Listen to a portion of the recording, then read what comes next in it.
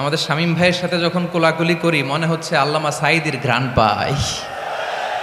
কিন্তু অবাক করা বিষয় হচ্ছে আমরা আজও জানি না আমাদের আল্লামার মৃত্যু কি স্বাভাবিক হয়েছে নাকি এটা পরিকল্পিত মেডিকেল কিলিং ছিল।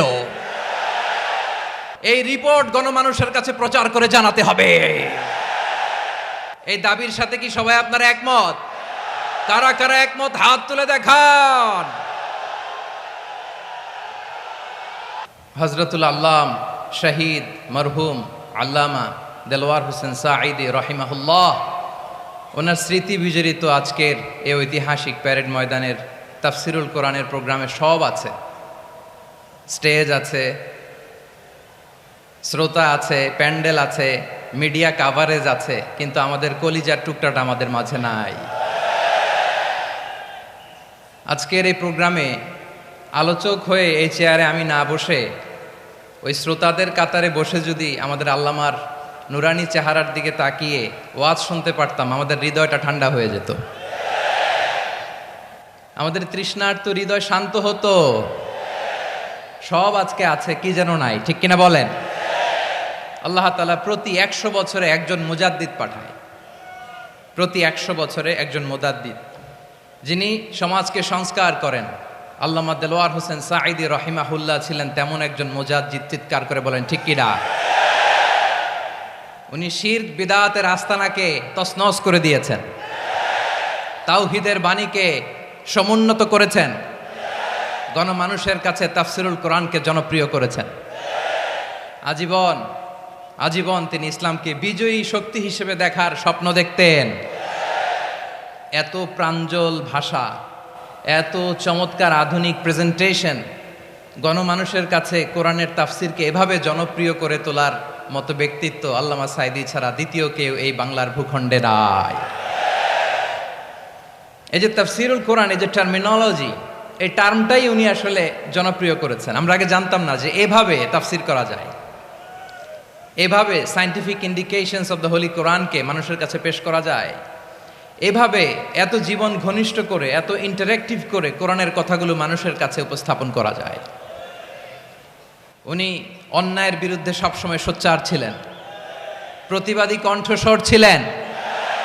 ওনার আলোচনা শুনলে দেহের রক্ত টকবক করে ফুটতে থাকতো। আল্লাহু আকবার, আল্লাহু আকবার, আল্লাহু আকবার। He was a strong mouthpiece of Islamic revivalism. Islamic জাগরণের স্ট্রং মাউথপিস ছিলেন আল্লামা সাঈদী রাহিমাহুল্লাহ। অনেক দোয়া পেয়েছেন, আমরা পড়েছি, এমন জীবন তুমি করিবে গঠন, মরণে হাসিবে তুমি, কাঁদিবে ভুবন। গোটা বিশ্বকে তিনি কাঁদিয়েছেন।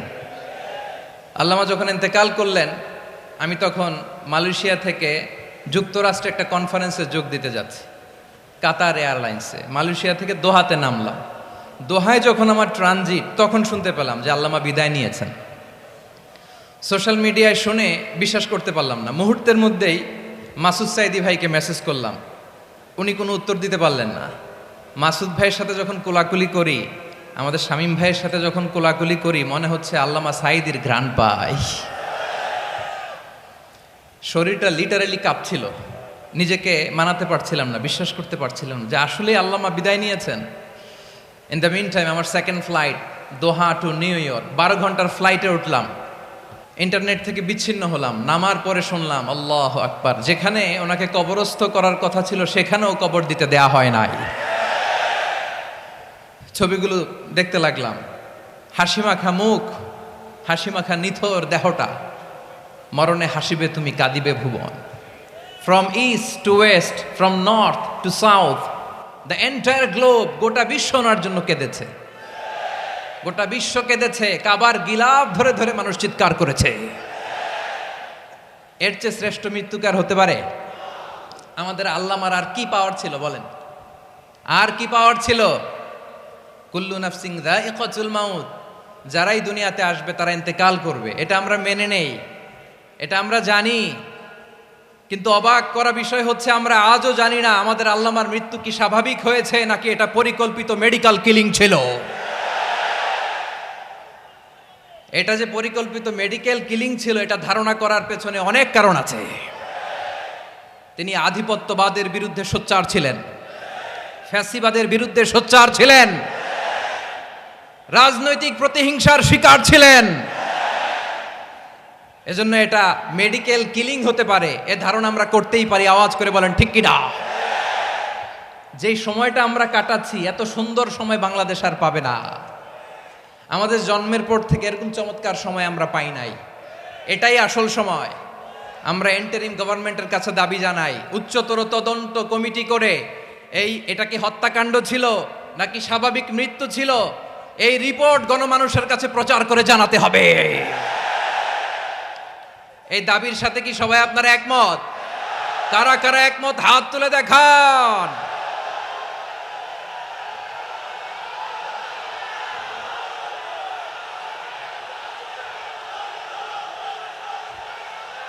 আমার প্রিয় ভাইয়েরা, প্রিয় চট্টলাবাসী, আল্লাহ তাআলা তার এই মুখলেস গোলামকে তার জান্নাতুল ফেরদাউসের মেহমান হিসেবে কবুল করুক, তার জীবনের সকল খেদমাগুলোকে কবুল করুক, জান্নাতুল ফেরদাউসের আলা মাকামে তাকে মেহমান হিসেবে কবুল করুক। আল্লামা শহীদ দেলোয়ার হোসেন সাঈদী রাহিমাহুল্লাহ, উনি ছাড়াও এই ঐতিহাসিক ময়দানে কথা বলেছেন আল্লামা লুৎফুর রহমান রাহিমাহুল্লাহ। চলে গিয়েছেন আমাদেরকে ছেড়ে। তিনি বলতেন, ইনশাল্লাহ মিজান আবার আসবে। হুজুর আমি তো আসলাম, আপনি তো আমাদেরকে ছেড়ে চলে গেলেন। আল্লাহু আকবার, আল্লাহু আকবার, আল্লাহু আকবার। গলায় কোনো সুর ছিল না, সুর দিয়ে কথা বলতেন না, কিন্তু এত চমৎকার শব্দের বুনন, এত চমৎকার প্রেজেন্টেশন, এত চমৎকার ভাবে ঐতিহাসিক বর্ণনাগুলো তিনি উপস্থাপন করতেন। মন্ত্রমুগ্ধ হয়ে আমরা আল্লামা লুৎফুর রহমানের কথা শুনেছি। আমরা হযরতুল আল্লাম লুৎফুর রহমান রাহিমাহুল্লাহর জন্য এই বিশাল ময়দান থেকে দোয়া করছি, আল্লাহ তাআলা তুমি তোমার এই খাদেমকে জান্নাতের মেহমান হিসেবে কবুল করে নাও। আরো অনেক আল্লামারা এখানে কথা বলেছেন, বিশেষ করে বাইতুল শরফের মরহুম পীর সাহেব হুজুর থেকে শুরু করে আরো যারা যারা তারকাতুল্য ওলামায়ে কেরাম এই চট্টগ্রামের ময়দানে কথা বলেছেন, আলো ছড়িয়েছেন। আমরা এই লক্ষ লক্ষ তাওহীদি জনতাকে নিয়ে তাদের জন্য দোয়া করছি, আল্লাহ তাআলা ওনাদের জীবনের সকল ভুল ত্রুটি ক্ষমা করে দিয়ে তাদেরকে জান্নাতুল ফেরদাউসের মেহমান বানিয়ে নিক। আমরা এই ঐতিহাসিক প্যারেড ময়দানের প্রোগ্রাম থেকে স্মরণ করতে চাই 24-এর ছাত্র নাগরিক অভ্যুত্থানে আমার যে সমস্ত ছাত্র নাগরিক ভাইয়েরা দেহের তাজা রক্ত বিলি দিয়ে নতুন বাংলাদেশ আমাদেরকে উপহার দিয়েছে। বিশেষ করে আপনাদের এই চট্টগ্রামের শহীদ ফয়সাল, শহীদ ওয়াসিম সহ সকল শহীদকে আল্লাহ তাআলা কবুল করুক। আমরা সবাই পড়ি আমিন। প্রিয় ভাইয়েরা, আমি নগণ্য একজন কোরআনের ছাত্র, এত বিশাল মঞ্চে এত বড় প্ল্যাটফর্মে কথা বলা আমার জন্য সাজে না। তারপরও আমাদের মুরব্বীরা আমাদের ডানে বায়ে বসে আছেন, ওনাদের আদেশক্রমে, ওনাদের অনুমতিক্রমে কিছু কথা আজকের এই ঐতিহাসিক প্রোগ্রামে আপনাদের সামনে উপস্থাপন করার চেষ্টা করব। ওমা তৌফিক ইল্লা বিল্লাহ। প্রিয় ভাইয়েরা, 5 দিন ব্যাপী এই তাফসিরুল কোরআনের প্রোগ্রামে অনেক ওলামা হযরত কথা বলেছেন। যারা কোরআন সুন্নাহ থেকে আমাদেরকে কোরআনের কথাগুলো শোনালেন, আমরা যেন সেগুলো আমল করতে পারি, আল্লাহ আমাদেরকে তৌফিক দান করুক।